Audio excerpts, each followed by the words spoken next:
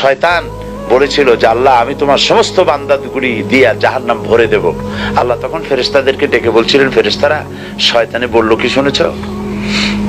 তোমরা যাও পৃথিবীতে, আমার বান্দারা শয়তানের ওয়াসওয়াসায় পড়ে যদি একটা গুনার নিয়ত করে, গুনাহটা করে নাই, গুনার নিয়ত করেছে, আমলনামায় একটা গুনাহ লিখে দিও। আমলনামায় কোনো গুনাহ লিখবা না। গুনার নিয়ত করেছে, গুনাহটা করে নাই, গুনাহ লিখবা না।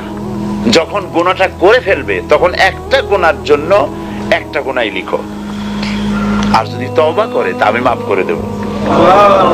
আর যদি আমার বান্দা একটা নেকের নিয়ত করে, একটা নেক কাজের নিয়ত যদি করে, তাহলে কাজটা করে নাই, নেক কাজের নিয়ত করেছে, হজে যাবে নিয়ত করেছে, যায় নাই, যেতে পারে নাই, এখনো দান করবে এখনো করে নাই, নিয়ত করেছে, আমলনামায় একটা নেকি লিখে দিবা। আর যখন নেকের কাজটা করা হবে তখন 10টা গ্রেস মার্ক লাগাই দিবা, 10 গুণ বাড়ায় দিবা। আর আল্লাহ পাক বলেছেন আমি যে আমলে খুশি হব, নিচে হলো 10, উপরে 700 পর্যন্ত বাড়ায় দেব। সুবহানাল্লাহ। এই হচ্ছে আমার আল্লাহ পাক। তিনি কিয়ামতের দিন বিচারে অত্যন্ত কঠোর হবেন। কোন পয়গম্বরের ছেলে, কোন পয়গম্বরের স্ত্রী, কোন পয়গম্বরের বাপ, এটা আল্লাহ দেখার কোনো জরুরত নেই।